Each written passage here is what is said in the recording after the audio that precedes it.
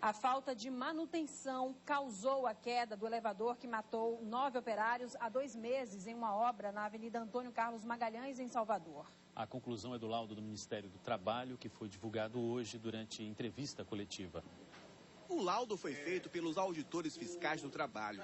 O documento comprova que a tragédia foi causada por falta de manutenção e inspeção dos equipamentos da obra da construtora Segura. As fotos são do local do acidente. Esta peça, chamada de excêntrico, deveria funcionar como freio de emergência, mas como estava desgastada, não segurou a cabine com os 9 operários. Foi identificada também a presença de graxa ao longo dos cabos de freio, o que comprometeu o dispositivo de emergência já prejudicado. O elevador despencou em queda livre porque o eixo onde estava instalado o carretel se rompeu e não havia freio para segurar o equipamento. O que contribuiu para o acidente foram fatores organizacionais, com falha na gestão da segurança do elevador.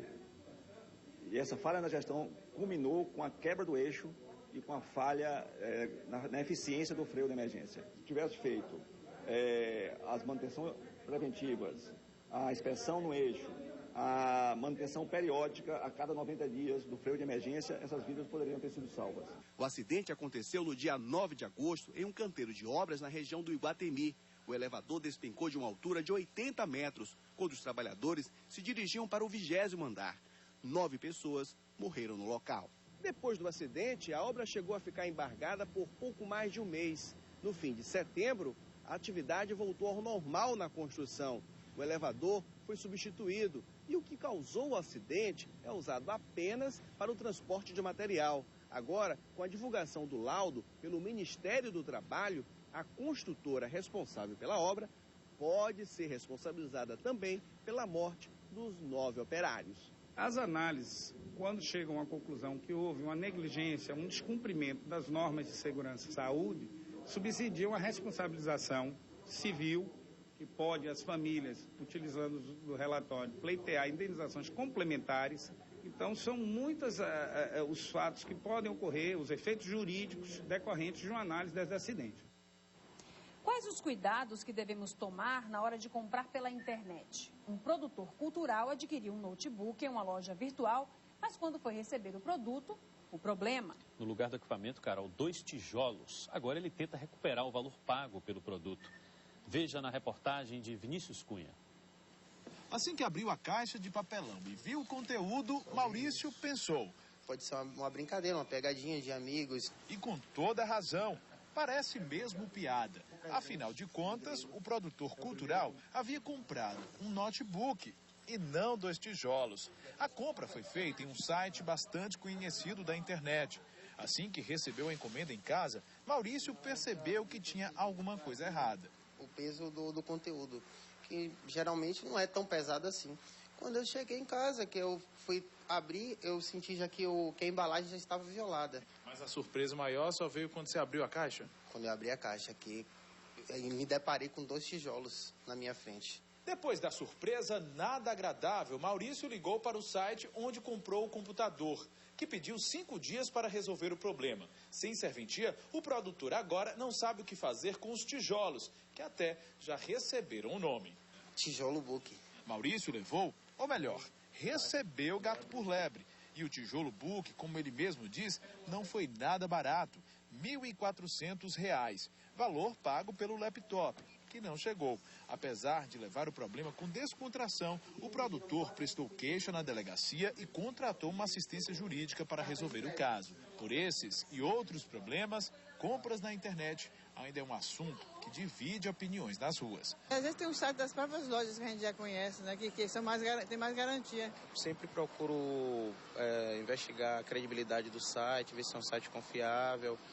E, assim, procuro ver a minha rede de contatos, de amigos, se eles já fizeram compras também nesses sites, e aí eu acabo escolhendo a partir desse tipo de pesquisa. A gente não tem onde reclamar, porque você faz uma coisa e você não sabe onde é a empresa, você não sabe com quem você questiona ou reclama, se você não recebe produto, e sendo que você paga e fica à mercê dele, né?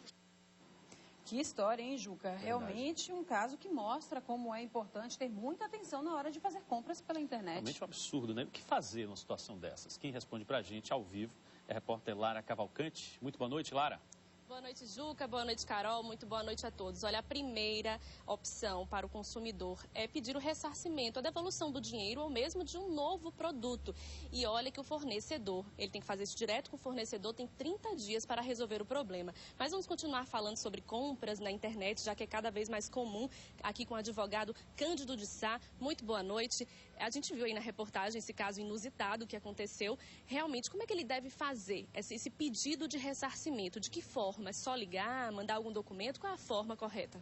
Não, o consumidor tem que entender que direito é prova. Então, ele deve solicitar o ressarcimento, provavelmente por uma carta registrada no caso específico desse notebook. Tá certo? Que a empresa tem 30 dias para responder, trocar ou enviar a ele os recursos de volta de acordo com a opção dele, consumidor. Os mesmos direitos de quem compra numa loja, ali vai pessoalmente comprar na loja, e de quem compra na internet, são os mesmos? São os mesmos direitos, são consumidores desde que você compre, evidentemente, em sites nacionais, em empresas de internet nacional. Então você pode reclamar no PROCON, pode ir à Justiça, pode requerer todos os seus direitos de acordo com o Código de Defesa do Consumidor.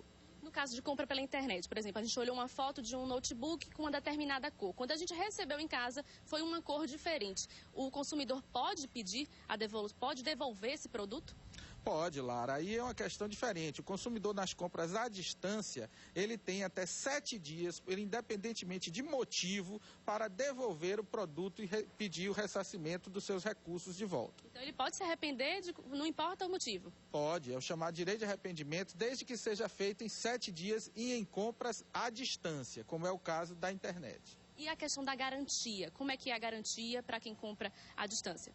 A garantia é igual, agora a gente precisa entender e saber, muito pouca gente sabe disso, que os 90 dias de garantia do Código de Defesa do Consumidor se somam à garantia do produto. Então, se, por exemplo, você tem 1 ano de garantia do produto, você vai ter os 12 meses de garantia do produto, mais os 3 meses do Código de Defesa do Consumidor. Então, você terá 15 meses de garantia no produto.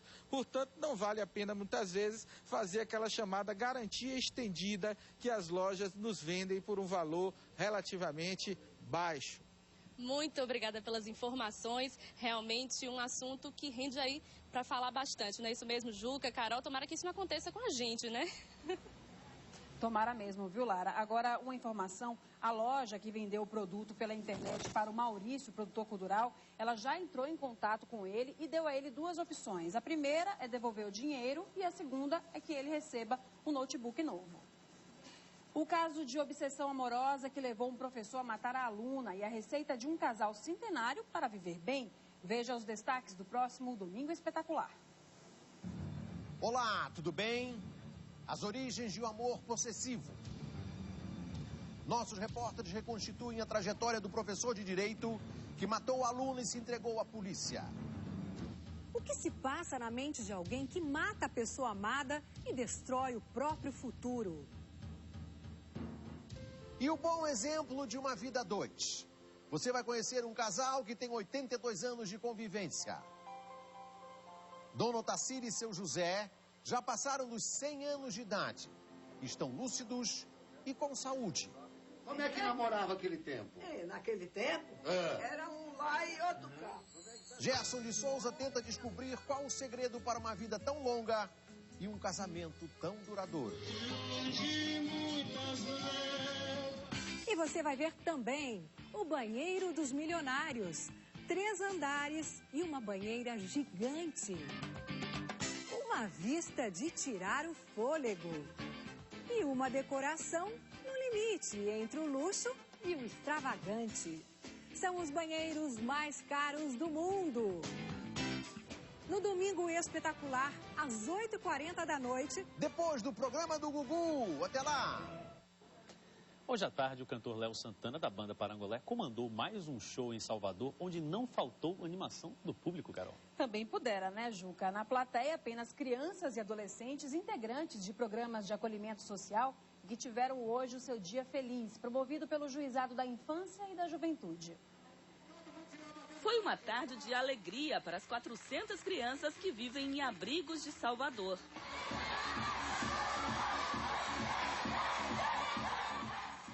Elas brincaram no palco, ganharam doces, pipoca e presentes.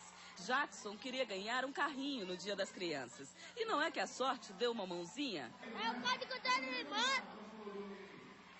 Já tinha tido um carro de controle remoto. E agora com você? Fiquei. Os irmãos Adrian e Michael têm um motivo a mais para comemorar. O processo de adoção deles já está em andamento. Em breve, os dois vão ganhar um novo lar. Por enquanto, Tenildes é quem cuida deles no abrigo. O que representa uma festa dessas para eles? É muito interessante, é muito importante, porque eles têm espaço para brincar e se interagir com os outros coleguinhas, não só do abrigo que eles moram, mas de outros também. Quando a gente vê esses corações que ficam nos orfanatos durante o ano todo, chegam aqui, estraçalham-se de alegria, de brincadeira, de harmonia. Isso é muito estimulante para todos nós. E olha só, esse é um momento de grande expectativa para toda essa criançada. Daqui a pouco eles vão assistir ao show de pagode. Sabe quem vai se apresentar lá no palco? Parangolé. Vai ser emocionante, né? Porque é um show totalmente diferenciado do que costumamos a fazer, um repertório totalmente diferenciado.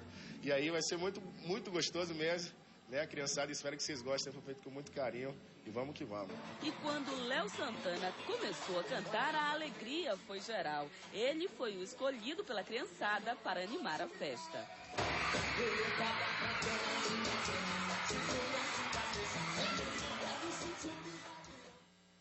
E agora uma última notícia, um menor morreu e 2 pessoas foram baleadas num tiroteio hoje à tarde na região da Nova Divinéia, no bairro de API.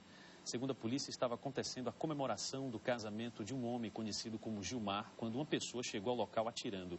As vítimas foram levadas ao Hospital Geral Ernesto Simões Filho. Um adolescente de 15 anos morreu. Outras 2 pessoas foram baleadas, mas passam bem. A polícia acredita que o tiroteio aconteceu como represália a uma tentativa de homicídio de um jovem conhecido como Ednei, baleado no início da tarde no mesmo bairro. Ednei também está internado no Hospital Ernesto Simões. O Bahia Record termina aqui. Para saber o que acontece no Brasil e no mundo, acesse o R7 no portal r7.com. As notícias da Bahia você acompanha no itapononline.com. Fique agora com o Jornal da Record e logo depois com mais um capítulo inédito da novela Rebelde. E não perca a Fazenda, às 11 horas da noite. A gente encerra com imagens do show de Gilberto Gil ontem à noite aqui em Salvador, durante a inauguração de uma nova casa de espetáculos. O cantor e compositor baiano fez uma apresentação intimista para uma plateia repleta de personalidades. Uma boa noite para você. Boa noite, até amanhã.